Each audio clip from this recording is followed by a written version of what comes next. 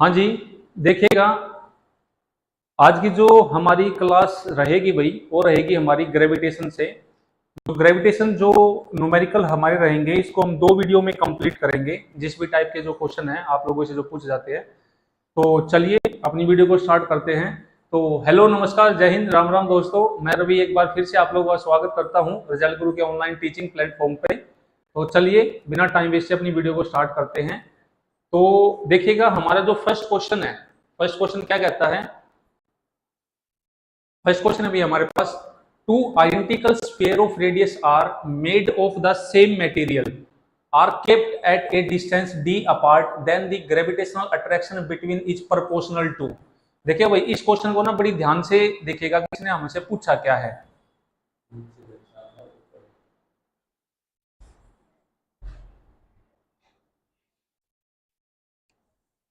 तो इसमें इसने जो पूछा हमसे वो क्या पूछा है हमारे पास से, वो पूछा कि भाई प्रोपोर्शनल पूछा है। यहाँ पे प्रोपोर्शनल पूछा है इसने, यहाँ से हमारे साथ इनवर्सली प्रोपोर्शनल नहीं पूछा है। तो जो प्रोपोर्शनल हो जाएगा हमारे पास क्या हो जाएगा जी, d की पावर -2। ऑप्शन नंबर ए हो जाएगा भाई इसका आंसर। हमारे पास क्या हो जाएगा, ऑप्शन नंबर ए, d की पावर -2। ठीक है, क्योंकि इसने हमसे क्या पूछा जी, प्रोपोर्शनल के बारे में आप लोगों से यहाँ पे पूछा है। ठीक है, इतना से ध्यान रखना, ये हमारे पास सिंपल क्वेश्चन था। सेकंड क्वेश्चन देखिएगा। सेकंड क्वेश्चन है, two identical solid sphere two identical solid copper sphere of radius r are kept in the contact with each other, the gravitational attraction between them is proportional to। आप लोगों से इसने gravitational attraction पूछा भी, दोनों की क्या प्रोपोर्शनल होगी, ये वैल्यू आप लोगों से इसने पूछी है। तो इसने देखिएगा सिंपल, इसने जो डिस्टेंस आप लोगों को दिया है ना, जैसे मान लो एक स्फीयर हमारे पास ये है, एक स्फीयर हमारे पास ये है, और दोनों का जो डिस्टेंस आप लोगों को यहाँ पे दिया है वो कितना दिया इसने भाई, 2r दिया है। कितनी वैल्यू दी आप लोगों को यहाँ पे, 2r दी है। ठीक है, तो इसने पूछा है कि भाई gravitational attraction between them is proportional to, इसकी वैल्यू आप लोगों से इसने पूछी है भाई। तो चलिए देखते हैं, निकालते हैं भाई इसकी वैल्यू हमारे पास क्या होगी। देखो हमारे पास क्या होता है, F is equal to G m1 m2 by r square. ये हमारे पास किसका फॉर्मूला होता है जी, फोर्स ऑफ अट्रैक्शन का फॉर्मूला होता है दो मासेस के बीच में। ठीक है, ये आपको यहाँ पे क्या रखना, ध्यान रखना है। इस r की जगह आप लोगों को क्या दिया इसने, इस r की जगह इसने दिया आप लोगों को 2r, जो टोटल डिस्टेंस कितना दिया जी, 2r दिया है। तो जी m1 m2 ये हमारे पास कितना हो जाएगा जी, 4r का स्क्वायर। क्या दिया जी, 4r का स्क्वायर, ये वैल्यू आप लोगों को इसने यहाँ पे दी है। ठीक है, तो उसके बाद इसने पूछा कि ये जो फोर्स है किसके प्रोपोर्शनल होगा, और यहाँ पे जो आइडेंटिकल सॉलिड स्फीयर है radius r place in contact with each other, तो यहाँ पे हम पहले किसकी वैल्यू निकालेंगे, मास की वैल्यू निकालेंगे भाई। किसकी वैल्यू निकालेंगे, मास की वैल्यू निकालेंगे। आइडेंटिकल हैं दोनों, तो m1 बराबर किसके, m2 के, यानी कि हम किसके बराबर मान लेंगे इसको भाई, m के बराबर मान लेंगे। तो m मेरा यहाँ पे कितना हो गया, 4/3 पाई, क्या होता है जी हमारे पास है r की क्यूब, पाई r की क्यूब। 4/3 कितना होता है जी, पाई r की क्यूब इनटू डेंसिटी, रो से हमने इसको क्या कर दिया जी, मल्टीप्लाई कर दिया। तो जब आप लोग इस वाले फॉर्मूले को यहाँ पे m की जगह पुट करोगे, तो g इंटू 4/3 पाई r की क्यूब इंटू हमारे पास ये कितना होगा जी, रो अपॉन ये भी 2r का स्क्वायर था। यहाँ पे कितना दिया हमारे पास, यहाँ पे 2r का स्क्वायर था हमारे पास यहाँ पे। तो ये कितना हो गया हमारे पास भाई, 2r का स्क्वायर, तो ये होगा जी हमारे पास 4r स्क्वायर भाई। कितना हो गया हमारे पास यहाँ पे, 4r का स्क्वायर हो गया भाई यहाँ पे, 4r का स्क्वायर, ये 4r का स्क्वायर इनटू फिर किसके लिए जी, m2 के लिए, तो 4/3 पाई r की क्यूब इनटू रो। m1 m2 के लिए दोनों वैल्यू ने यहाँ पे क्या कर दी जी, पुट कर दी। तो यहाँ पे देखिएगा r की पावर 3 कितना हो गया, r की पावर 6 हो गया, अपॉन नीचे क्या जी, r की पावर 2 है, तो ये दो कैंसिल हो गया, तो वैल्यू कितनी बच गई जी, r की पावर 4। तो इसका राइट आंसर हमारे पास क्या होगा जी, ऑप्शन नंबर सी, r की पावर 4 के डायरेक्टली प्रोपोर्शनल होगा। ठीक है, ये क्वेश्चन था भी है हमारा। नेक्स्ट देखिएगा, the distance between the centre of moon and earth is d and mass of earth is 81 times the mass of moon. At what distance from the center of Earth the gravitational force will be 0। इसने distance की value पूछी है कि भाई अर्थ और moon के बीच में हमारे पास कितना डिस्टेंस, हम यहाँ पे मतलब कितने डिस्टेंस पे दोनों के बीच में वैल्यू क्या होगी जी, जीरो होगी। ठीक है, तो ये बात यहाँ पे ध्यान रखना। गुड मॉर्निंग विनीता जी, आपका स्वागत है हमारी क्लास में। तो चलिए जी देखिएगा, तो हम यहाँ पे क्या मान लेते हैं भाई, हमारे पास यहाँ पे है जी एक मून मान लेते हैं, एक हम क्या मान लेते हैं जी, अर्थ मान लेते हैं। ये एम ई हो गया, ये एम एम हो गया। ठीक है, इन दोनों का डायग्राम हमने यहाँ पे मान लिया। दोनों का डिस्टेंस इतने किसने दिया जी, डी डिस्टेंस दिया। तो दोनों के बीच में मैं एक पॉइंट पी कंसीडर कर लेता हूं, एक पॉइंट पी कंसीडर कर लेता हूं। ये हमारा वो पॉइंट है जहां पे हमारी ग्रेविटेशनल फोर्स की वैल्यू कितनी है जी, जीरो है। इन दोनों मास ऑफ मून और मास ऑफ अर्थ, एक पी पॉइंट दोनों के बीच में ऐसा जहां पे हमारी ग्रेविटेशनल की वैल्यू कितनी है जी, जीरो है, जो कि अर्थ से कितने डिस्टेंस पे है जी, x डिस्टेंस पे है। तो ये डिस्टेंस मेरा कितना हो गया, d माइनस एक्स हो गया। ठीक है, और इस x की वैल्यू ही हमें यहाँ पे निकालनी है, ये ध्यान रखना भाई। अब देखो एक बात, मैंने जो p पॉइंट यहाँ पे कंसीडर किया है, ये m से भी इतनी ही दूरी पे है और me से भी इतनी दूरी पे है। तो मैं यहाँ पे लिख सकता हूं फोर्स ऑफ अट्रैक्शन Fe बराबर Fm। ये ध्यान रखना भाई, यहाँ पे Fe बराबर किसकी, Fm के। तो वैल्यू पुट कीजिएगा यहाँ पे, G Me किसी एक पॉइंट पे मास हमारा m हो गया अपॉन x का square is equal to G m, फिर से यही मास एक m हो गया अपॉन d माइनस एक्स का स्क्वायर। भाई कितना हो गया हमारे पास यहाँ पे, d माइनस एक्स का स्क्वायर। ये हो गया जी, ये m से m कैंसिल हो गया, हमारे पास बचा क्या, G M E upon X का square is equal to G M M upon D minus X complete का स्क्वायर। तो अब यहाँ पे हम वैल्यू पुट करते हैं। अब इसने जो एम ई की वैल्यू दी है हमारे को, किसकी वैल्यू दी है, एम ई इसने कितना दिया है, 81 टाइम्स ऑफ एम एम, यानी कि जो मास ऑफ अर्थ है वो 81 टाइम्स है किससे जी, मास ऑफ मून से। ठीक है, तो अब यहाँ पे इसकी वैल्यू आप लोग पुट कीजिएगा, कितना आ गया यहाँ पे जी, जी से जी भी आप लोग कैंसिल कर दो, एम ई की जगह 81 एम एम अपॉन एक्स का square is equal to M M upon D minus X का स्क्वायर।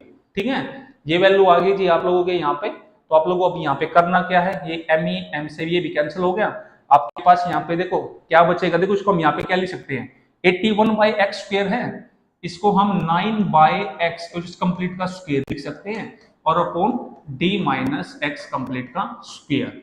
आप लोग इसे क्रॉस मल्टीप्लाई करना, आपके पास जो आंसर आएगा, आंसर आपका कितना आएगा जी, हमारे पास 9d अपॉन में 10।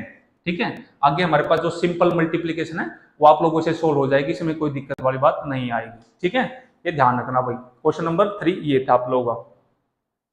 नेक्स्ट देखिएगा, नेक्स्ट क्वेश्चन है, two masses 90 kg and 160 kg are separated by distance of 5 metre. भाई एक हमारे पास मास 90 kg है, एक हमारे पास है कितना है जी, 160 kg है, दोनों का डिस्टेंस 5 मीटर है। पहले हम डायग्राम बना लेते हैं इसका, इसने हमारे को क्या क्या गिवन दिया। मान लो ए पॉइंट है हमारा, ये ए पॉइंट है, ये ए पॉइंट है हमारा, ये हमारे पास बी पॉइंट है। ए पॉइंट पे हमारा मास 90 केजी है और बी पॉइंट पे हमारा मास 160 है, दोनों का डिस्टेंस इसने 5 मीटर दिया। ठीक है, the magnitude of intensity of the gravitational field at a point which is at distance 3 metre from the 90 KG. हमें इंटेंसिटी ऑफ ग्रेविटेशनल फील्ड का मैग्नीट्यूड हमें यहाँ पे निकालना है, और इसने पॉइंट हमारे को यहाँ पे गिवन दिया है, और क्या पॉइंट दिया है कि एक पॉइंट मान लो ये 3 मीटर है हमारे पास। ठीक है, इससे कितना मीटर है जी, 3 मीटर है, इस पॉइंट को हम r मान लेते हैं, और दूसरे से हमारा कितना मीटर है जी, 160 से हमारा 4 मीटर है। 3 मीटर फ्रॉम 90 के जी एंड 4 मीटर, ये हमारा होगा जी कितना, 4 मीटर। ये 4 मीटर हमारा किससे है जी, 160 से है। तो इस पॉइंट पे हमने ग्रेविटेशनल फील्ड की वैल्यू यहाँ पे निकाल के दिखानी है। थर्ड का डी, हाँ जी बिल्कुल ठीक है आपका आंसर, थर्ड का डी आएगा। ठीक है जी, ये ध्यान रखना। तो इस पॉइंट पे, आर पॉइंट पे अपने ग्रेविटेशनल फील्ड की वैल्यू हमें यहाँ पे निकाल के दिखानी है, और मैग्नीट्यूड निकाल के दिखाना हमने भाई। सबसे पहले देखिएगा, अगर मैं इस ट्रायंगल की बात करता हूं तो आप देखिएगा 3 का स्क्वायर 9, 4 का स्क्वायर 16, 25 और 5 का स्क्वायर 25। तो हमारे पास ये कौन सी ट्रायंगल होगी, ये हमारे पास होगी जी equilateral, sorry right angle triangle. कौन सी होगी हमारे पास, ये राइट एंगल ट्रायंगल, मतलब ये जो एंगल है मेरा वो कितने का हो गया जी, 90 डिग्री का। कितने का होगा, 90 डिग्री का। अब हमें निकालना क्या है, हमें निकालना जी magnitude of intensity of gravitational field. तो हम क्या करेंगे, पहले इंटेंसिटी निकालेंगे ए पॉइंट की वजह से, फिर निकालेंगे बी पॉइंट की वजह से, और मैग्नीट्यूड हम कैसे निकालते हैं वो आप लोगों को पता है जी, formula E is equal to under the root E A का स्क्वायर प्लस ई बी का स्क्वायर। ये फॉर्मूला हमने यहाँ पे अप्लाई करना भाई, ठीक है, ये ध्यान रखना। और हमारे को ट्रायंगल पता लगी कौन सी है भाई, हमारे पास ये राइट एंगल ट्रायंगल है, तो हम यहाँ पे ये फॉर्मूला डायरेक्ट यहाँ पे अप्लाई कर सकते हैं। तो सबसे पहले ई ए की वजह से, ई ए तो क्या फॉर्मूला होता है हमारे पास, G M by R square. कितना होता है जी, G M by R square. G M कितना है 90, आर कितना 3 का स्क्वायर 9 आ गया, तो हमारे पास कितनी वैल्यू आ गई, आ गई जी 10 जी। कितनी आ गई, 10 जी आ गई। ई की बी, ई बी की वजह से निकालो जी एम बाई आर का स्क्वायर। जी एम कितना है 160, आर कितना है 4, यानी कि 16 हो गया। ये भी कितनी आ गई जी 10 जी आ गई, ठीक है, दोनों 10 जी वैल्यू आ गई। यहाँ पे आप लोग पुट कीजिएगा, क्या आ जाएगा जी हमारे पास यहाँ पे 10 जी का स्क्वायर प्लस 10 जी का स्क्वायर, ठीक है, 100 प्लस 100 कितना हो जाएगा हमारे पास, ये 100 जी का स्क्वायर प्लस 100 जी का स्क्वायर। जी हमारा बाहर आ जाएगा, अंदर क्या बच जाएगा, 10 बाहर आ जाएगा इंटू √2 इंटू जी, ये आंसर आ जाएगा भी हमारा। उसके बाद जब भी आप लोग जी की वैल्यू यहाँ पे पुट करोगे, √2 की वैल्यू जब भी आप लोग पुट करोगे, आपका आंसर आएगा 9.43 इंटू 10 की पावर -9 न्यूटन पर केजी, ठीक है। ये क्वेश्चन था भी आपका यहाँ पे। नेक्स्ट क्वेश्चन देखिएगा,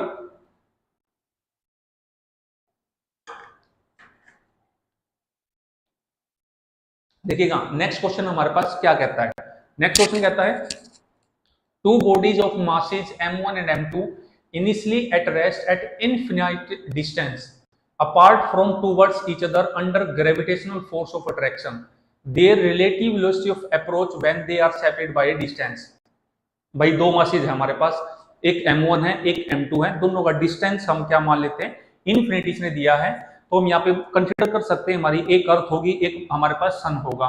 तो दोनों के बीच में हमने रिलेटिव वेलोसिटी निकालनी है। कब निकालनी है, जब वो दोनों एक पर्टिकुलर डिस्टेंस से क्या है जी अलग अलग सेपरेटेड है हमारे पास, और दोनों के बीच में ग्रेविटेशनल फोर्स हमारे पास वहां पे अप्लाई हो रहा है। तो आप लोगों को यहाँ पे निकालना क्या है, रिलेटिव वेलोसिटी यहाँ पे निकालनी है भाई, ठीक है। तो देखिएगा सबसे पहले हमें निकालना क्या है, हमें वी अप्रोच निकालना है।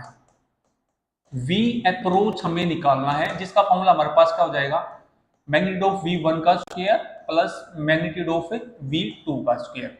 रिलेटिव वेलोसिटी जो वेक्टर की जो क्लास आप लोगों ने देखी होगी, तो हमारे को पता वहां से कैसे निकालते हैं हम। तो ये हमने ये फॉर्मूला यहाँ पे अप्लाई करना है, मैग्नीट्यूड ऑफ v1 का square plus magnitude of v2 का स्क्वायर, ठीक है। अब हमारे को यहाँ पे वैल्यू किसकी चाहिए, हमारे पास यहाँ पे v1 की चाहिए और v2 की चाहिए। अब ये वैल्यू हम यहाँ पे निकालते हैं भी कहां से कैसे आएगी, ठीक है। तो चलिएगा अभी हम यहाँ पे क्या मानते हैं, तो हम ये मान लेते हैं जो ये मास m1 है, ये v1 वेलोसिटी के साथ, जब अप्रोच की बात है यहाँ पे हम कर रहे हैं, जब एक दूसरे के साथ वो अप्रोच की मतलब कोशिश करते हैं एक दूसरे के पास जाने की, तो m1 मास है, हम मान लेते हैं उसकी वेलोसिटी v1 है, और m2 मास है उसकी वेलोसिटी v2 है। तो दोनों किस में हमारे पास है, दोनों किस में हमारे पास यहाँ पे मोशन में है, जब अप्रोच की यहाँ पे बात हो रही है। अगर मोशन में है तो दोनों की डायरेक्शन भी क्या होगी जी, एक इस डायरेक्शन में जाएगा एक इस डायरेक्शन में जाएगा, मतलब हम यहां से कह सकते हैं conservation of linear momentum, m1 v1 minus m2 v2 is equal to 0, ठीक है। दोनों एक दूसरे के क्या चल रहे जी, अपोजिट डायरेक्शन में हम यहाँ पे दोनों चल रहे हैं। तो हम यहां से लिख सकते हैं m1 v1 is equal to m2 v2। ये हमारे पास क्या आ गया जी, दोनों का मोमेंटम आ गया, दोनों का क्या आ गया जी हमारे पास, ये मोमेंटम आ गया, ठीक है, ये ध्यान रखना। अब यहाँ पे देखिएगा दूसरी बात क्या है, ये इनफाइनाइट डिस्टेंस पे है, और ग्रेविटेशनल पोटेंशियल एनर्जी से आप लोगों को पता होगा कि अगर किसी चीज को इनफाइनाइट से और ग्रेविटेशनल फोर्स तक अगर लाना पड़ता है तो हमारे को उसके ऊपर वर्क डन करना पड़ता है उसके फील्ड तक लाने में। तो इन दोनों मासेज के ऊपर जो हमारे पास वर्क डन होगा वो किसके लिए रिस्पॉन्सिबल होगा, वो उनकी काइनेटिक एनर्जी को चेंज कराने के लिए रिस्पॉन्सिबल होगा, तभी वो एक दूसरे को अप्रोच कर पाएंगे, अदरवाइज वो अप्रोच नहीं कर पाएंगे अगर उनकी काइनेटिक एनर्जी में चेंज नहीं आएगा। ठीक है, तो वही चीज हमने यहाँ पे क्या करनी है जी, अप्लाई करनी है। जो टोटल वर्क डन होगा दोनों बॉडी के ऊपर, वो किसके बराबर होगा, उनकी चेंज इन काइनेटिक एनर्जी के बराबर। ठीक है, तो टोटल वर्क डन यानी कि F G m1 m2 by में r का स्क्वायर इज इक्वल टू दोनों की काइनेटिक एनर्जी के बराबर भाई। Change in kinetic energy m1 v1 का स्क्वायर प्लस 1/2 m2 v2 का स्क्वायर। ठीक है, यहां से हम क्या वैल्यू निकाल लेंगे, v1 की और v2 की वैल्यू हम यहां से निकाल सकते हैं भाई। अब यहां पे देखिएगा क्या करते हैं, दो कॉमन लो, इसको इधर भेज दो, 2g m1 m2 by r का स्क्वायर इज इक्वल टू, अब हमारे पास बच गया m1 v1 का स्क्वायर m2 v2 का स्क्वायर, इसको m1 से मल्टीप्लाई करो m2 से सॉरी m1 से मल्टीप्लाई m1 से डिवाइड। ठीक है, इस वाली इक्वेशन को, ये चीज आप लोगों को यहाँ पे क्या करनी है जी, ये चीज करनी है आप लोगों को। तो देखिएगा यहाँ पे नहीं, ग्रेविटेशनल फ्लो हो ना भाई हमारे पास, ये वैल्यू ये आएगी हमारे पास सिंपल आर, ये आर स्क्वायर नहीं आएगा, ये आर आएगा, ये इसको भी कैंसिल कर लेना, ये सिंपल क्या आएगा हमारे पास, आर आएगा। ठीक है, तो ये वैल्यू आप लोग यहाँ पे क्या रखो, ध्यान रखो। तो यहाँ पे हमारे पास ये क्या बन गया जी, m1 का स्क्वायर v1 का square upon m1 plus m2 का स्क्वायर v2 का स्क्वायर अपॉन m2। ठीक है, m1 m2 से हमने यहाँ पे डिवाइड कर लिया और क्या कर लिया जी, मल्टीप्लाई कर लिया। तो अब आप देखिएगा आपके पास ना दो इक्वेशन होगी भी हमारे पास, एक इक्वेशन आपके पास ये है और एक इक्वेशन आपके पास ये है। तो जब आप लोग इन दोनों इक्वेशन को सोल्व करोगे, यहां से आप लोग m1 की वैल्यू निकालो, इसमें पुट करो, फिर m2 की वैल्यू निकालो, इसमें पुट करो, तो जब आप इन दोनों को सोल्व करोगे तो आपके पास v1 की वैल्यू आएगी निकल के, v1 is equal to under the root 2m2 का स्क्वायर, कितने आएगी हमारे पास है 2gm2 का square upon m1 plus m2, m1 plus n2 into r हमारा डिस्टेंस है ये। ठीक है, और v2 की वैल्यू आएगी मेरे पास अंडर द रूट 2gm1 का square upon m1 plus m2 into में r। ठीक है, आपके पास यहाँ पे v1 आ गया, आपके पास यहाँ पे v2 आ गया, इन दोनों को इस इक्वेशन में आप लोगों को यहाँ पे क्या करना जी, पुट करना है। ये स्क्वायर नहीं यहाँ पे भाई, स्क्वायर तो जब इसका मैग्नीट्यूड हम निकाल लेंगे तब आएगा यहाँ पे, यानी कि यहाँ पे आएगा हमारे पास magnitude of v1 plus magnitude of v2, ये आएगा हमारे पास यहाँ पे। ठीक है, ये v1 m1 is equal to minus ये m2, ये जो हमने लिख दिया, नहीं ये भी, इसको भी कैंसिल ही कर लो आप लोग। यहाँ पे v अप्रोच हम जब भी आप लोग निकालोगे तो v1 प्लस v2, और इसका फॉर्मूला क्या होता है मैग्नीट्यूड निकालने का, v1 का स्क्वायर v2 का स्क्वायर प्लस 2v1 v2। इस फॉर्मूले में आप लोगों को यहाँ पे क्या करना है जी, अप्लाई करना है। ठीक है, ये v1 की वैल्यू है, ये v2 की वैल्यू है, जब आप लोग इसको फॉर्मूले में रखोगे आपके पास आंसर b आएगा भाई, 2g m1 m2 by r पूरे की पावर 1/2। ठीक है जी, ये आंसर आएगा आपका। गुड मॉर्निंग स्वीटी जी, आपका स्वागत है हमारी क्लास में। नेक्स्ट क्वेश्चन देखिएगा भाई,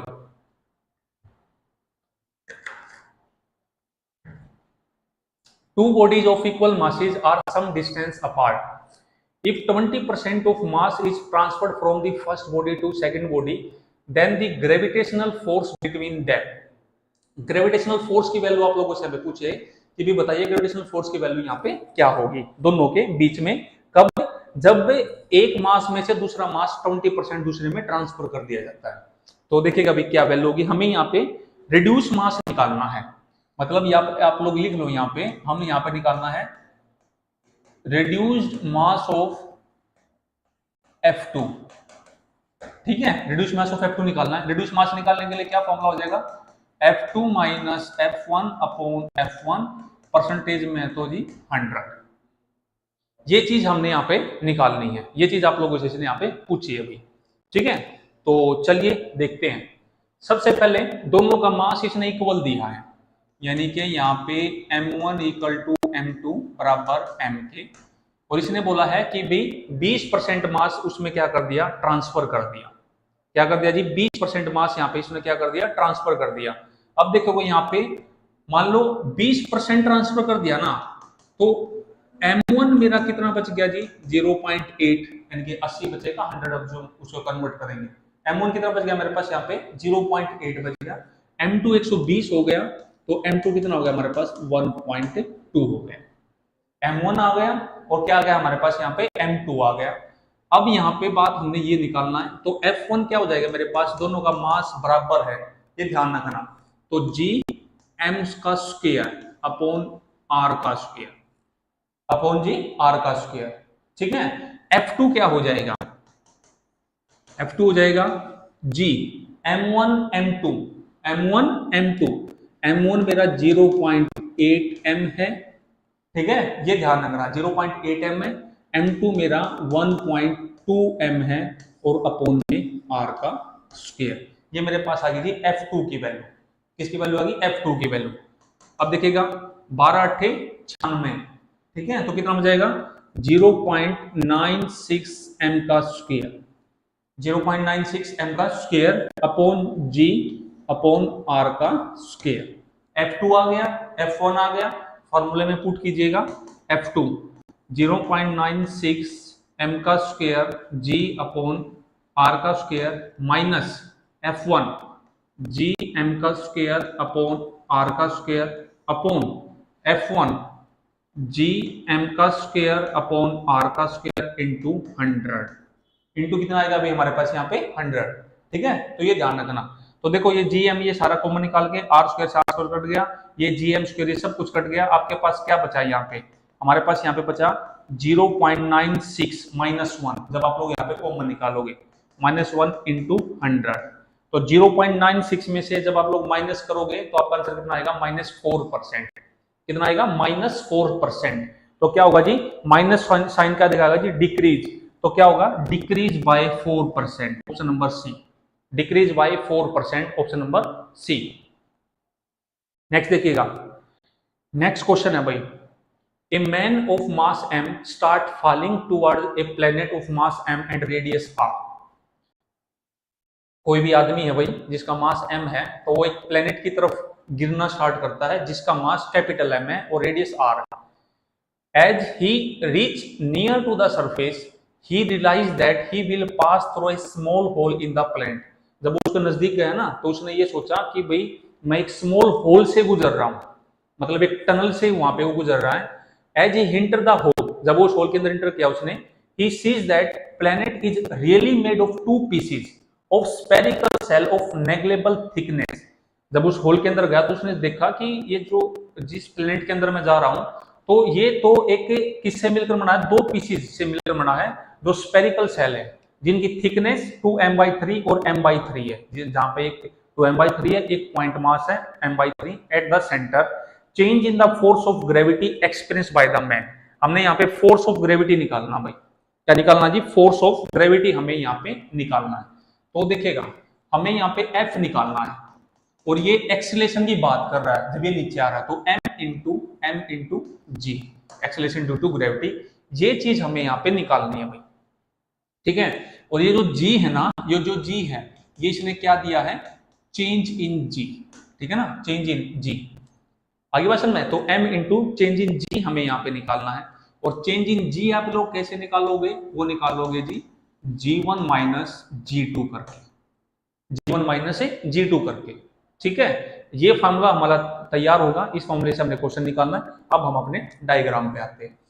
मान लो ये कोई भी एक प्लेनेट है, ये है जी कोई भी एक प्लेनेट जिसका मास m है, और ये आदमी ये जब इसमें से ऐसे इसके ऊपर गिर रहा है, फॉल हो रहा है इसके ऊपर, तो इससे जब ये इस पे पहुंचने वाला है, इस पॉइंट को A मान लो, और जब इसके अंदर एंटर कर गया इस पॉइंट को B मान लो, ठीक है। ये ध्यान से देखना भी आप लोग, जब वो उसके सेंटर पे पहुंचा तो उसको एक क्या मिला, एक पॉइंट मास मिला जिसका मास m/3 था, और उसकी जो थिकनेस थी वो कितनी थी भी हमारे पास 2m/3, ठीक है।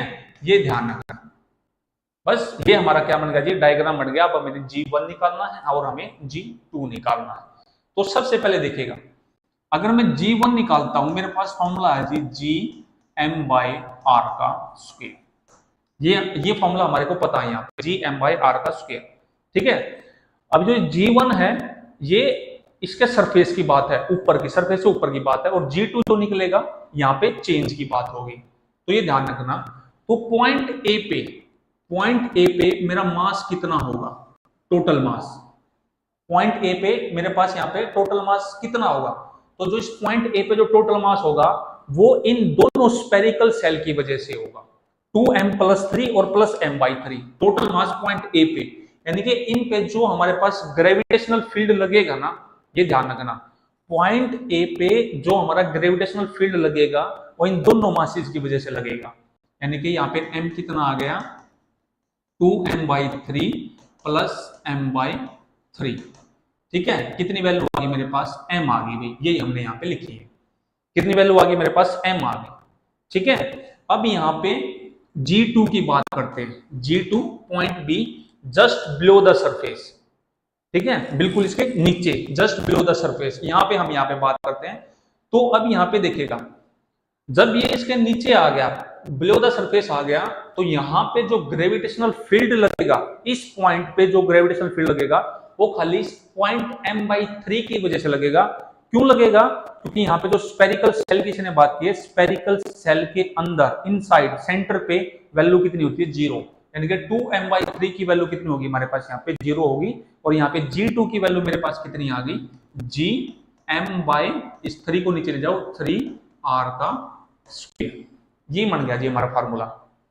ठीक है, आप लोग यहाँ पे पुट कीजिएगा। अब यहाँ पे जी G1 कितना है, Gm/r का स्क्वायर माइनस Gm/3r का स्क्वायर। ठीक है, ये वैल्यू आ गई हमारे पास। तो कितने बच गई जी, एलसीएम लेके ये बच गया 2Gm/r का स्क्वायर, 2Gm/r का स्क्वायर। अच्छा, नीचे एलसीएम 3 आ गया भाई हमारे पास, 2Gm/3r का स्क्वायर। ये क्वेश्चन, ये फॉर्मूला बन गया जी हमारे पास। तो अब देखिएगा, अब इस फॉर्मूले में पुट करते हैं m, क्या पुट करते हैं जी, हम m पुट करते हैं। तो 2G, एक m हमारे पास ये है कैपिटल M, एक स्मॉल m हमारा फॉर्मूले का आ गया, और अपॉन 3r का स्क्वायर, 3r का स्क्वायर। ठीक है, ऑप्शन नंबर ए इसका आंसर आ गया, ऑप्शन नंबर ए। ये क्वेश्चन था भाई हमारा। नेक्स्ट देखिएगा, नेक्स्ट क्वेश्चन क्या कहता है। नेक्स्ट क्वेश्चन कहता है, a very long length L cylindrical galaxy is made of uniformly distributed mass and has radius r। यहाँ पे इसने सिलेंड्रिकल गैलेक्सी की बात की है भाई हमारे पास। चलो पहले डायग्राम बना लेते हैं हम। यहाँ पे सिलेंड्रिकल गैलेक्सी की बात की है, ठीक है, ये ऐसी कुछ इसने गैलेक्सी की यहाँ पे हमने इसने बात की है, जिसका रेडियस इसने हमारे को r दिया। ठीक है, उसके बाद दिया है रेडियस मतलब लेंथ से बहुत छोटा है। A star outside the galaxy is orbiting the galaxy in a plane perpendicular to the galaxy and passing through its centre. एक स्टार है हमारे पास जो कि इस गैलेक्सी के ऑर्बिट में घूम रहा है, और कैसा है, प्लेन परपेंडिकुलर में, जिसका रेडियस हमारे पास क्या है जी, r है। इसकी लेंथ हमारे पास l है। ठीक है, ऐसे घूम रहा है, इसको हम मान लेते हैं प्लेन परपेंडिकुलर। ठीक है, ऐसे क्या कर रहा है हमारे पास, ये रोटेट कर रहा है, जिसका रेडियस इसके सेंटर से कितना है जी, r है। क्या मान लिया जी हमने यहाँ पे, r मान लिया। सॉरी प्लीज, इसके सरफेस से यहाँ पे r होगा। ठीक है, ये डायग्राम हमारा यहाँ पे बन के तैयार हो गया जी। अब यहाँ पे देखते हैं इसने नेक्स्ट क्या बोला हमारे को। नेक्स्ट इसने बोला है कि if the time period of star is t, अगर टाइम स्टार का टाइम पीरियड कितना t है, and it distance from the Galaxy axis is r। भाई इसका जो स्टार का टाइम पीरियड वो t है, और इसके जो डिस्टेंस है गैलेक्सी का वो स्मॉल r है, देन t और r के बीच का रिलेशन हमने यहाँ पे बताना। अभी t और r के बीच का रिलेशन बताइए क्या होगा। ठीक है, तो चलिए जी देखते हैं।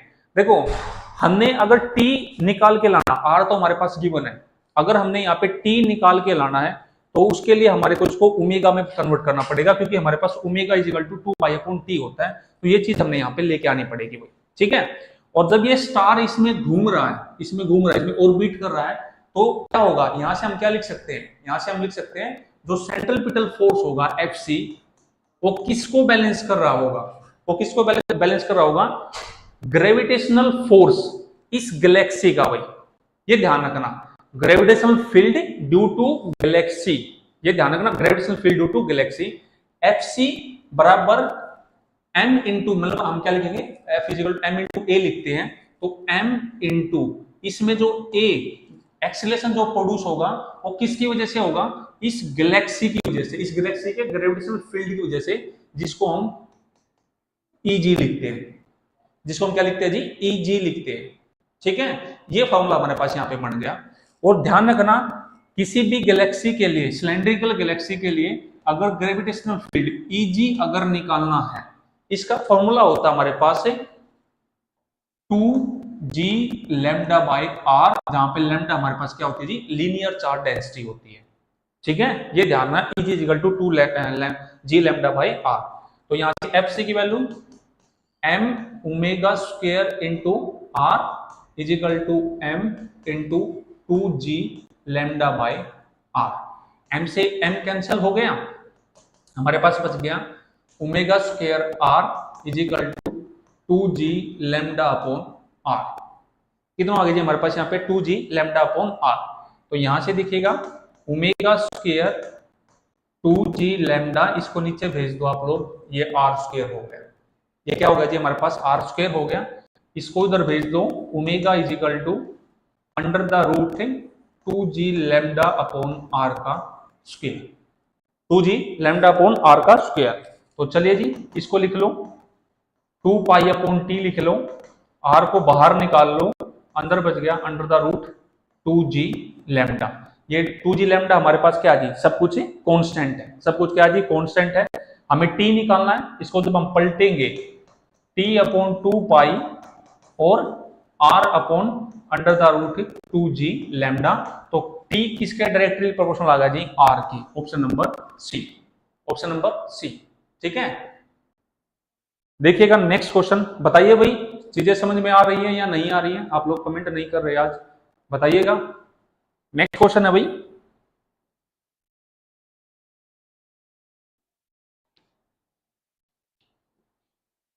नेक्स्ट क्वेश्चन क्या कहता है, ये आप लोग खुद करोगे भाई।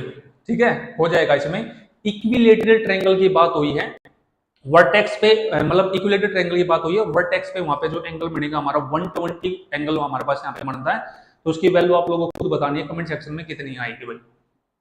नेक्स्ट है, नेक्स्ट जो क्वेश्चन है वो देखिएगा। नेक्स्ट क्वेश्चन क्या कहता है, ए mass m is split into 2 part m note and m minus m note. कोई भी एक कैपिटल मास m है भाई, वो दो में डिवाइड हो गए। These two masses are then separate by a distance 2d। जब स्प्लिट हुआ तो ये दोनों 2d डिस्टेंस से सेपरेट हो गए। If the gravitational force between the part is maximum then the ratio of m naught by m।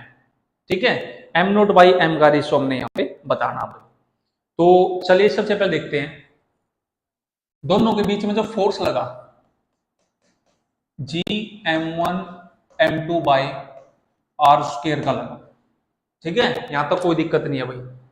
Sorry, gravitational force है ना, डिस्टेंस r, तो अपॉन r आएगा भाई। यहाँ पे आएगा जी ग्रेविटेशनल फील्ड की यहाँ पे बात हो रही है। F is equal to G m1 m2 by r। कितना आएगा भाई हमारे पास यहाँ पे? G m1 m2 by r।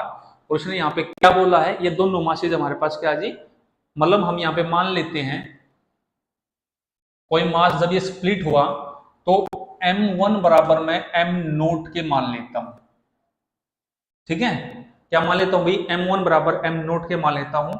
और m2 मास मेरा किसके बराबर है जी? m माइनस m नोट के। किसके बराबर है? m माइनस m नोट के यहाँ पे बराबर है। तो यहाँ पे वैल्यू रखिएगा आप लोग, F is equal to G m1 m naught रखो, और ये m माइनस m नोट आ गया अपॉन ये r आ गया। अपॉन कितना आ गया भाई? r आ गया। नहीं, ये r स्क्वायर ही आना चाहिए भाई, ये r स्क्वायर ही होगा हमारे पास। ठीक है जी, m naught m minus m naught आ गया अपॉन r स्क्वायर। ठीक है, अब यहाँ पे इसने बोला है कि मैक्सिमम ग्रेविटेशनल फोर्स 0 हो गया if the gravitational force between the part is maximum.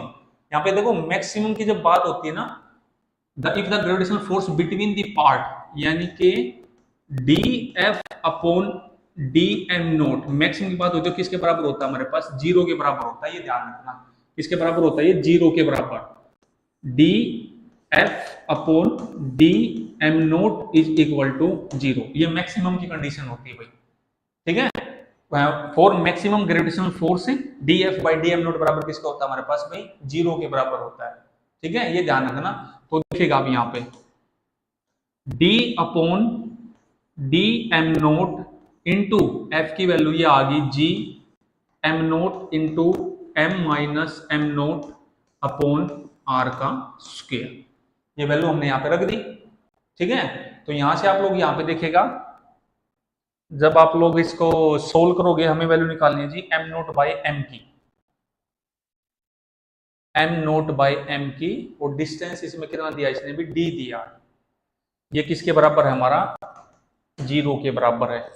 Are को इधर भेज दिया, जीरो हो गया, इसको भी जी को भी इधर भेज दिया, हमारे पास ये भी जीरो हो गया, हमारे पास बचा M naught by M is equal to 1/2, यानी कि 0.5, ऑप्शन नंबर सी आ गया भाई, क्या आ गया हमारे पास यहाँ पे, ऑप्शन नंबर सी आ गया भाई, ठीक है, ये ध्यान रखना। नेक्स्ट है,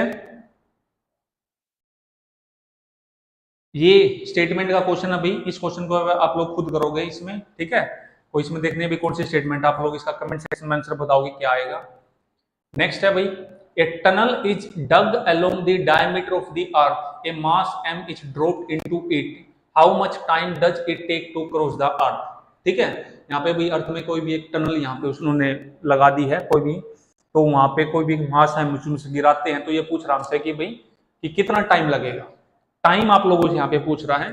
तो इसमें ना एक बात यहाँ पे ध्यान रखो, सबसे पहले जब वो अर्थ की टनल में घुसेगा, अंदर जाएगा, तो आप लोगों को पता है SHM की कंडीशन वहां पे अप्लाई हो जाएगी, क्या हो जाएगी जी हमारे पास यहाँ पे SHM की कंडीशन वहां पे अप्लाई हो जाएगी, मतलब वो ऑक्सीलेट करना स्टार्ट हो जाएगा हमारे पास, ठीक है। तो ये ध्यान रखना। तो टाइम पीरियड ऑफ ऑक्सीलेशन क्या जी हमारे पास है, टाइम पीरियड ऑफ ऑक्सीलेशन कैसे निकालते हैं, T is equal to 2 under the root R upon G। Time period of oscillation हम यहाँ पे ऐसे निकालते हैं, हमारे को पता है, जहां पे आप लोगों को R की वैल्यू पता है 6400 किलोमीटर है, ठीक है, G की वैल्यू पता है, आप लोगों को पाई की वैल्यू पता है, सभी की वैल्यू पुट करके आप लोगों का यहाँ पे टाइम पीरियड आ जाएगा भाई, वो किस में आएगा, सेकंड में आएगा, किस में आएगा, सेकंड में आएगा।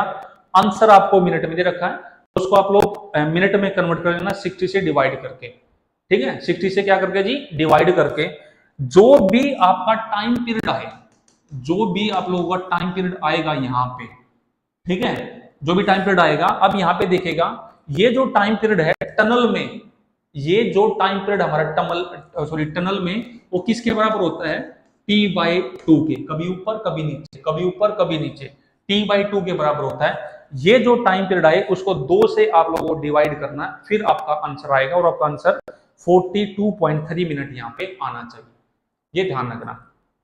नेक्स्ट है, नेक्स्ट आप लोगों को पता है भाई, ठीक है, अगर आप लोग भाई एक्सटेट लेवल 3 की फिजिक्स के लिए तैयारी अगर आप लोग कर रहे हो, तो रिजल्ट गुरु ने बैच को ऑलरेडी लॉन्च वहां पे कर रखा है, क्लासेज आप लोगों को वहां पे मिलेगी, रिकॉर्डेड क्लास आप लोगों को वहां पे मिलेंगी, लाइव क्लास आप लोगों को वहां पे मिलेंगी, डाउट सेशन क्लासेज आप लोगों को वहां पे मिलेंगी, ठीक है जी, PDF नोट्स आप लोगों को वहां पे मिलेंगे।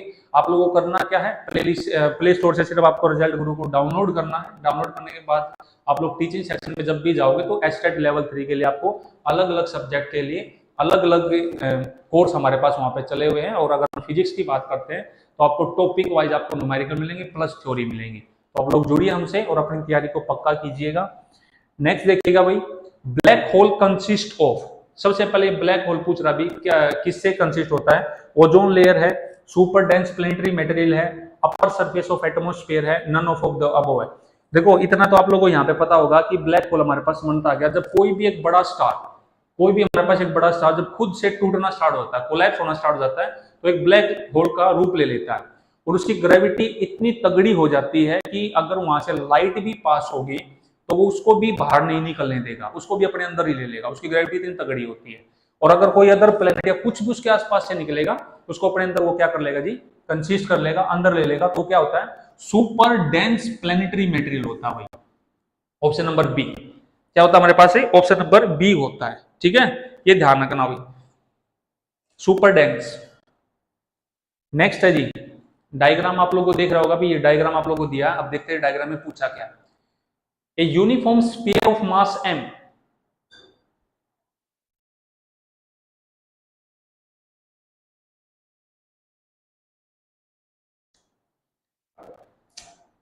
क्या दिया जी, a uniform sphere of mass m and radius r exert a force F on a small mass is m situated at a distance of 2r।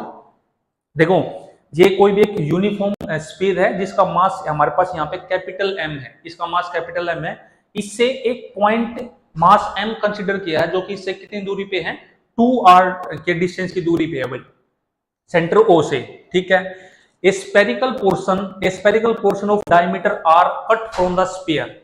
इस कैपिटल मास m से एक छोटा सा स्फीयर हमने यहाँ पे कट कर लिया रेडियस r का।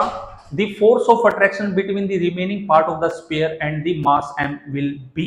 ठीक है, कट करने के बाद जो टोटल मास हमारा यहाँ पे रह गया, बच गया, उसकी वजह से हमने यहाँ पे क्या बताना जी, फोर्स ऑफ अट्रैक्शन बताना है। क्या बताना है भी हमने यहाँ पे, फोर्स ऑफ अट्रैक्शन की वैल्यू हमने यहाँ पे बतानी है भाई। ठीक है, ये ध्यान रखना। तो यहाँ पे देखिएगा, force of attraction between the remaining part, यानी कि जो मास हमारे पास यहाँ पे बच गया, उस मास की वैल्यू हमें यहाँ पे बतानी है, रिमेनिंग पार्ट की वैल्यू। तो यहाँ पे देखो दो तरीके के फोर्स लगेंगे, एक इस m की वजह से, एक इस m की वजह से। ये ध्यान रखना, एक कैपिटल M की वजह से, एक स्मॉल m की वजह से, दोनों की फोर्स लगेंगे। और जो m हो जाएगा मेरा, तो दोनों का डिफरेंस की वजह से आएगा, यानी कि इसको f लिख लो, इसको f डैश लिख लो। ये चीज हमें यहाँ पे निकालनी है भाई, f माइनस f डैश हमें यहाँ पे निकालनी है। पूरे की वजह से, कंप्लीट की वजह से तो हमारे को पता है f की वैल्यू हमारे पास g m1 m2 बाई में r स्क्वायर, यानी कि ये तो हमने छेड़ना नहीं है, ये तो हमारा ठीक है। हमें f डैश की वैल्यू निकालनी है, इसकी वैल्यू निकालनी है जी, f डैश की वैल्यू हमें यहाँ पे निकालनी है। तो चलिए जी देखते हैं f डैश की वैल्यू यहाँ पे क्या निकलेगी। देखो कंप्लीट की वजह से f कितना आ जाएगा, g m1 और दूसरा मास हमारे पास m है। ठीक है, चलो ये यहाँ पे जो वैल्यू दे रखी है वही लिख लेते हैं। ये हमें निकालना है m is equal to f minus f dash. हमारे पास ओरिजिनल की वजह से f is equal to g, एक m दिया है, एक स्मॉल m दिया है, और डिस्टेंस हमारे पास 4r का स्क्वायर हो गया, क्योंकि इसने 2r डिस्टेंस आप लोगों को यहाँ पे दिया है। ठीक है जी, ये पॉइंट आप लोग यहाँ पे क्या रखो, ध्यान रखो।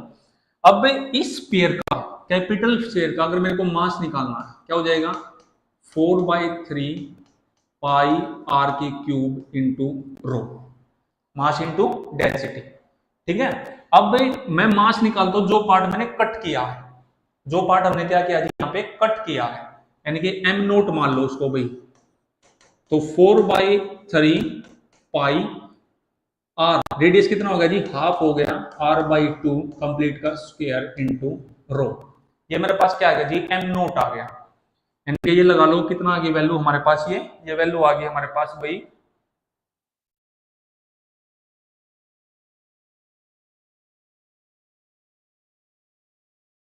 ये वैल्यू कितनी आ गई भी हमारे पास से 4/3 r का स्क्वायर अपॉन में 2, ये 4 हो गया, ये 4 से 4 कट गया हमारा, पाई/3 इंटू रो।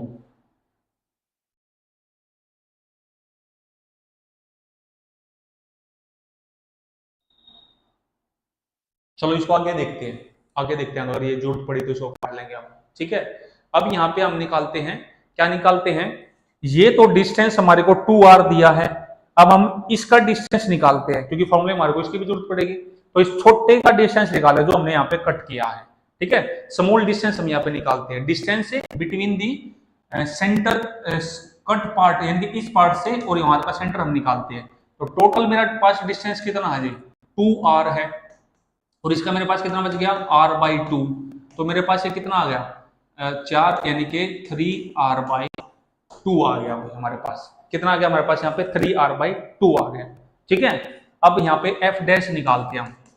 तो f dash is equal to g, f dash is equal to G into, इसको इसी की टर्म में लेके आएंगे तो तभी हमारे पास ये काम बनेगा। तो जी इंटू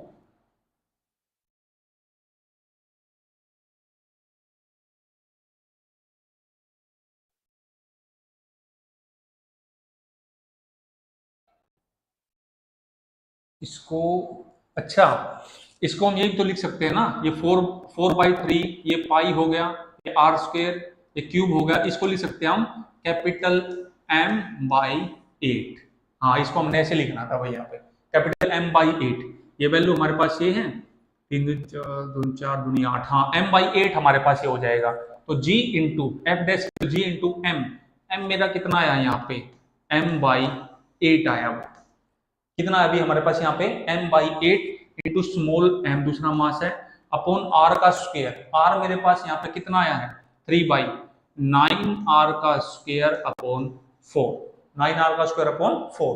ठीक है, अब आपके पास दोनों की वैल्यू आ गई भाई, आपके पास f है, आपके पास f डैश है, दोनों को इसमें से माइनस जब भी आप लोग करोगे, आपका जो आंसर आएगा वो आंसर आएगा आपका 7f/9, ऑप्शन नंबर डी आएगा भाई। ठीक है, ये क्वेश्चन था आपका, ये क्वेश्चन आप लोग खुद करोगे। नेक्स्ट देखिएगा, नेक्स्ट है भाई, 6 star of equal masses m are moving about the center of mass of the system such that they are always on the vertex of a regular hexagonal of side length a, their common time period of the revolution around center will be। t की value हमें यहाँ पे निकालनी है भाई। 6 star हैं जिनका मास m है और एक रेगुलर हेक्सागोन की शेप में लगे हैं, तो उन सभी की वजह से एक पॉइंट पे हमने टाइम, सभी का टाइम पीरियड हमें यहाँ पे निकालना है। ठीक है, मान लो, ये मान लो आप लोग यहाँ पे मास m है भाई हमारा। ठीक है, अब इसको हम रेगुलर हेक्सागोन की शेप में लिखते हैं। एक मास ये है हमारा, एक ये मास 2, ये मास 3। ठीक है, हेक्सागोन की हमें यहाँ पे शेप बनानी है 3, और फिर ये मास हमारा 4 हो गया। ठीक है, और फिर से ये मास हमारा 5 हो गया, ये मास 6 हो गया हमारा। ठीक है, ये ऐसा कुछ बना है भाई, इसको देख लेना, बाकी ऐसा कुछ मास हमारे यहाँ पे बनेगा। सभी के साइड इसने क्या दिया जी, ए दी है। ठीक है, तो यहाँ पे लिख लो, इसकी वजह से यहाँ पे फोर्स F1 है हमारा भाई। ये फोर्स कितना हमारे पास है, F1 फोर्स है। तो ये फोर्स इस पे, इन दोनों के बीच में F2 फोर्स है, इन दोनों के बीच में F3 फोर्स है। ठीक है, F1 हो गया, F2 हो गया, F3 हो गया, और इन दोनों के बीच में F4 हो गया, और इन दोनों के बीच में F5 हो गया। ठीक है, ये 5 फोर्स हमारे यहाँ पे ऐसे अप्लाई हो रहे हैं। ठीक है, ये पॉइंट आप लोग ध्यान रखना, ऐसा कुछ इसका क्या बनेगा, रफली डायग्राम बनेगा। अब हमें निकालना क्या, टाइम पीरियड निकालना है। ठीक है, यानी कि टी पाई इक्वल टू, मतलब वो ओमेगा की फॉर्म में हमें यहाँ पे इसको लेकर जाना पड़ेगा। चलो वो बात की बात तो देखते हैं। तो सबसे पहले यहाँ पे कुछ कंडीशन देखिएगा, यहाँ पे हमारे पास आप लोग देखोगे क्या होगा, ज्योमेट्री ऑफ, मतलब जो हमारे पास हेक्सागोन की जो ज्योमेट्री है उसकी वजह से देखो, जो हमारे पास ये F1 है वो बराबर F5 के है, F1 बराबर F5 के है, और F2 बराबर F4 के हैं, और F3 हमारा अकेला है। ठीक है, F3 हमारा अकेला है। ठीक है जी, ये दोनों फोर्स आप लोग यहाँ पे ध्यान रखना, सभी की वैल्यू आप लोग यहाँ पे कैलकुलेट करोगे, सभी की वैल्यू कैलकुलेट करो। तो देखो F1 बराबर F5 is equal to G m का स्क्वायर अपॉन a का स्क्वायर। इसको मैंने f मतलब कंसीडर कर लिया भाई, क्या कंसीडर कर लिया, यहाँ पे f कंसीडर कर लिया। ठीक है, तो F2 बराबर F4, F2 बराबर F4 हमारा, ये कितना हो जाएगा हमारे पास, जी m का स्क्वायर बराबर a स्क्वायर। अब इस ज्योमेट्री से देखो, इस यहां से F2 और F4, ये हमारे पास a हो गया, ये हमारे पास a हो गया, ये जब भी आप लोग निकालोगे √3a आ जाएगा, तो ये आ गया जी √3a का स्क्वायर। ठीक है, ये ध्यान रखना, 3a का स्क्वायर। तो इसको जब भी आप सोल्व करोगे तो जी एम का स्क्वायर अपॉन 3a का स्क्वायर, जी एम का स्क्वायर ए स्क्वायर एफ है, तो इसको मैं एफ बाई 3 लिख लेता हूँ। क्या लिख लेता हूँ यहाँ पे भाई, एफ बाई 3 लिख लेता हूँ। ठीक है, अब खाली बचा f3, तो जी एम का स्क्वायर। अब यहाँ पे देखिएगा a प्लस a, ये दो हमारे पास, ये टोटल डिस्टेंस का कितना हो जाएगा जी 2a, इसका टोटल डिस्टेंस कितना हो जाएगा जी 2a, दो को मिलाते हो जा रहा है, तो ये हो जाएगा जी 4a का स्क्वायर, तो ये आ गया जी f बाई 4। कितनी वैल्यू आ गई हमारे पास यहाँ पे, f बाई 4 आ गई। ठीक है, अब हमें निकालना का जी रिजल्टेंट ग्रेविटेशन। भाई सबकी वजह से अलग अलग लग रहा है, तो हमारे पास रिजल्टेंट ग्रेविटेशन निकालेंगे। तो रिजल्टेंट हम कैसे निकालते हैं, आप लोगों को पता है, f is equal to under the root है इन दोनों की वजह से, इन दोनों की वजह से और इसकी वजह से, वही फॉर्मूला आप लोग यहाँ पे अप्लाई करना है। तो आप लोग यहाँ पे जब भी अप्लाई करोगे, देखो f मान लो टोटल है जी, ठीक है, f रिजल्टेंट हम यहाँ पे निकालते हैं, f हमारा क्या जी टोटल है। तो सबसे पहले f1 और f5 की वजह से, तो देखिएगा रिजल्टेंट निकाला f1 और f5 की वजह से, तो f1 f5 हमने f मानना है, तो f का स्क्वायर प्लस f का स्क्वायर प्लस 2f का स्क्वायर कोस f1 f5, कितने का एंगल है दोनों के बीच में, 120 का। कितने का एंगल है, 120 का। ठीक है, बस यही चीज आगे आ गया, यही चीज आप लोगों को लिखनी है। प्लस में under the root f2 f4 को f बाई 3 मानना है, यानी कि f बाई 3 कंप्लीट का square plus f by 3 complete का स्क्वायर प्लस 2 f बाई 3 इसका स्क्वायर इनटू, अब देखिएगा ये हाफ हो गया एंगल, f2 f4 का एंगल क्या होगा जी हमारे पास यहाँ पे हाफ हो गया। ठीक है, तो ये कितना हो गया मेरे पास यहाँ पे cos 60 भाई, और प्लस में ये सिंपल था हमारे पास f3, यानी कि f बाई 4। बस भाई ये हमारा क्या बन गया जी, फॉर्मूला बन गया। आप जब भी इस कंप्लीट इक्वेशन को सोल्व करोगे, कंप्लीट इक्वेशन को आप लोग जब भी सोल्व करोगे, आपका आंसर आएगा f plus F by √3 plus F by 4, ये आंसर आएगा अभी हमारे पास। ठीक है, ये पॉइंट आप लोग ध्यान रखना, f plus F by √3 plus F by 4। अब फर्दर जब इस आगे आपको सोल्व करोगे, यहां पे लिख लेते हैं हम इसको, जब आगे आप लोग इसको सोल्व करोगे, हमारे पास क्या बचा, f plus F by √3 plus F by 4। जब भी आप लोग इसको आगे सोल्व करोगे, इसको सोल्व करने के बाद f कॉमन ले लो, 4 और 1 5, 5 बाई 3 हमारा कितना बचा अभी हमारे पास यहाँ पे, सॉरी नीचे 4 है ना, तो 5 बाई 4 बची अभी हमारे पास, 5 बाई 4 प्लस 1 बाई √3 और f मैंने बाहर कॉमन निकाल लिया भाई। ठीक है, अब देखिएगा next f by 4 plus 1 by √3, f की वैल्यू जी एम का स्क्वायर अपॉन ए का स्क्वायर, जी एम का स्क्वायर अपॉन ए का स्क्वायर, ये मेरे पास बन गया।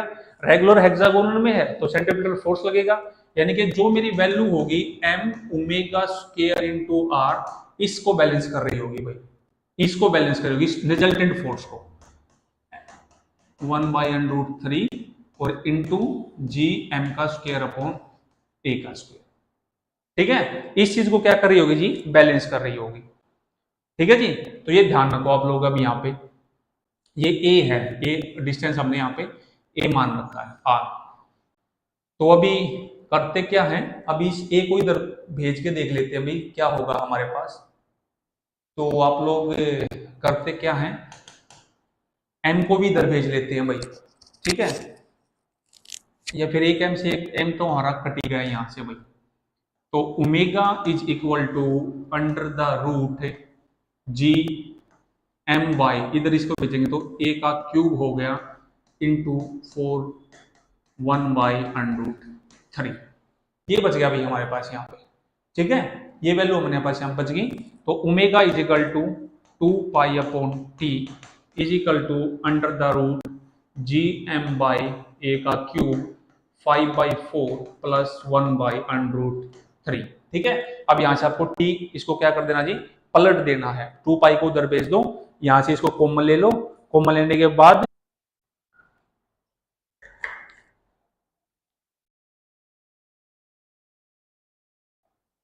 ठीक है भाई, थोड़ी सी चीजें समझने की बात है, ध्यान से पढ़ोगे आपका क्वेश्चन हो जाएगा। ऑप्शन नंबर सी आना चाहिए अभी आपका। नेक्स्ट देखिएगा, फोर्स ऑफ ग्रेविटेशन। ये कुछ क्वेश्चन है, ये आप लोग खुद करोगे, ऐसे क्वेश्चनों को, कंजर्वेटिव है, ये भी आप लोग खुद करोगे, ठीक है। ये ऐसे ऐसे क्वेश्चन आप लोगों को खुद करना है। अब इसको, इस क्वेश्चन को देखिएगा भाई, ये क्वेश्चन है हमारे पास, a rocket is fired from the earth toward the sun at what distance from the earth centre, the gravitational force on the rocket. बिल्कुल वही एक पॉइंट आप लोग यहाँ पे कंसीडर कर लेना, ठीक है। जैसे हमने एक क्वेश्चन अभी किया था अभी, तो वो सेम क्वेश्चन आपका यही है जो ऐसे ही है। तो ऑप्शन नंबर ए आपका आंसर आना चाहिए भाई, एक पॉइंट आप लोग यहाँ पे कंसीडर कर सकते हो। नेक्स्ट देखिएगा, ये भी आप लोग खुद कर सकते हो, इसमें भी कोई दिक्कत नहीं आएगी। नेक्स्ट देखिएगा भाई, नेक्स्ट क्वेश्चन है, ये क्या कहता है, two object are separated by a distance R, if one of the object is replaced by another having the same masses and separation distance is increase to 2r, then the initial gravitational force आप लोगों से इसने पूछी है भाई। भाई बताइएगा initial gravitational force हमारे पास यहाँ पे क्या होगी, ठीक है। तो सबसे पहले देखिएगा, जो डिस्टेंस r के साथ सेपरेटेड है उन दोनों का मास हमने एक का m1 मान लिया और एक का m2 मान लिया, दोनों का मास हमने m1 m2 मान लिया, डिस्टेंस r से सेपरेट है हमारे पास भाई। तो ग्रेविटेशनल फोर्स क्या होता है दोनों के बीच में, g m1 m2 by r का स्क्वायर, ये होता है जी। यहां तक कोई दिक्कत परेशानी वाली बात नहीं है। अब दोनों को, अरे ये तो हो ही जाएगा, दोनों को 2r से सेपरेट कर दिया तो ये 4r स्क्वायर हो गया, तो ये 4 डैश आ जाएगा हमारे पास इसका आंसर भाई, option number C 4 times as great आ जाएगा, तो हो जाना चाहिए था, आसान क्वेश्चन है। नेक्स्ट देखिएगा, three particle each of mass m1 and m2 at the corner of an equilateral triangle of the side l/3 से आपका बस करंट भाई इक्विलेटरल ट्रायंगल में, मान लो जैसे ये दिया है, ये ट्रायंगल में कुछ दिक्कत आ जाए तो आप लोग मैनेज कर लेना, ये A है, ये B है और ये C है, ठीक है। ये क्वेश्चन है भाई हमारा A, B और C।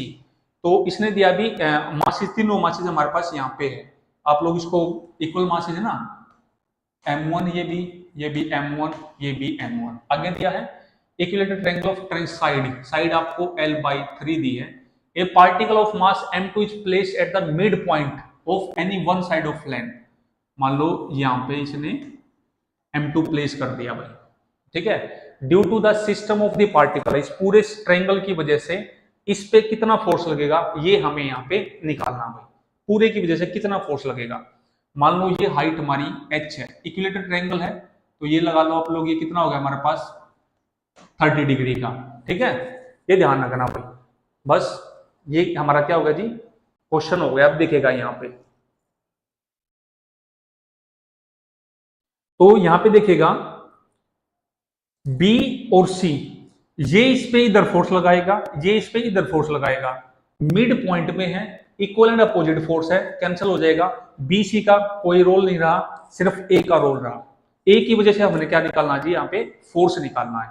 तो सबसे पहले देखो, आप H की वैल्यू निकालोगे, H की वैल्यू, ये कितने एंगल के साथ कौन सा बनता है हमारे पास, cos थीटा बनता है, ये कितना आ जाएगा जी L/3 cos 30, ठीक है। ये ज्योमेट्रिक रूल से आप लोगों को यहाँ पे पता है, इसमें कोई दिक्कत नहीं आएगी।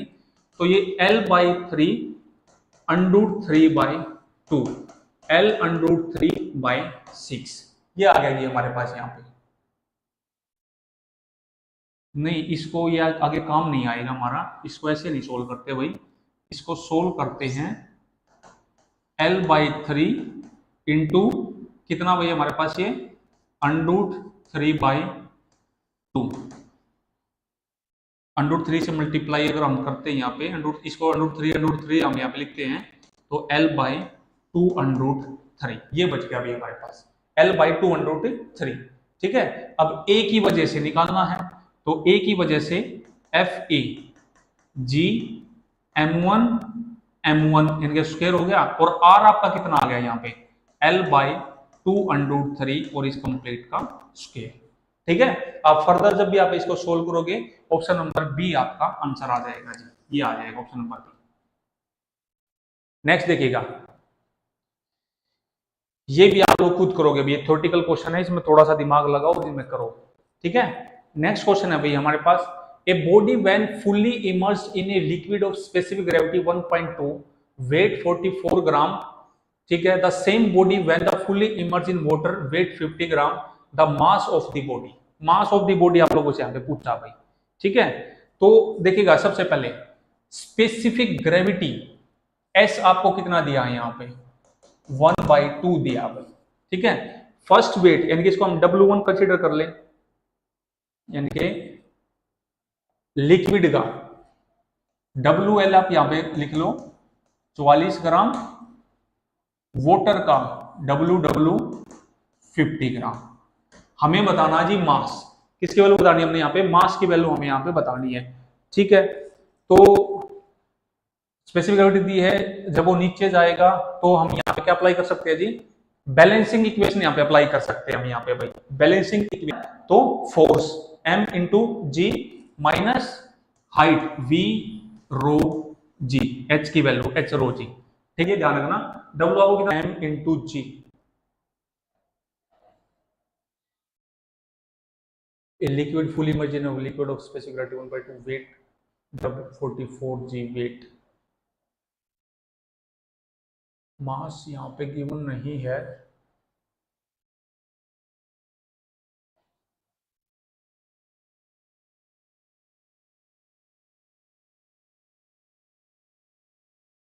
जी की अगर हम यहाँ पे स्टैंडर्ड वैल्यू माने 9.0,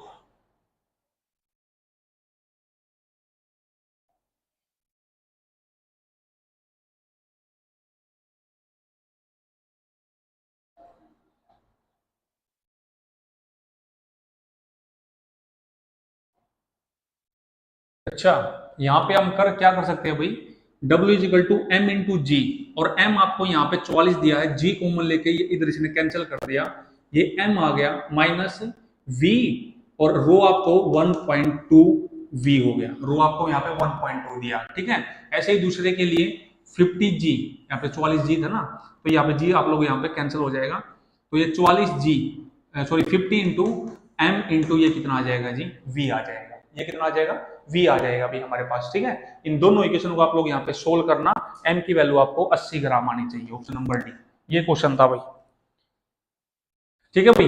ये क्वेश्चन है भाई, बड़ा ही घिसा पिटा क्वेश्चन है कि भाई इतनी श्रिंक होगी, W की वैल्यू निकालनी है, कैपिलर लॉ की वीडियो जब आप लोग देखोगे तो वहां बहुत टाइप के क्वेश्चन ऐसे सोल्व करा रखे, तो ये क्वेश्चन भी आप लोग यहाँ पे खुद ही करोगे, आपका आंसर 1.5 आवर आना चाहिए भाई, ठीक है, ठीक है जी। तो ये कुछ क्वेश्चन थे ग्रेविटेशन 01 से, कल हम ग्रेविटेशन 02 लेके आएंगे, जिसमें एक्सेलरेशन ड्यू टू ग्रेविटी है, एक्सेस वेलोसिटी, ऑर्बिटल वेलोसिटी है, ऐसे कुछ वहां पे क्वेश्चन सोल्व करेंगे।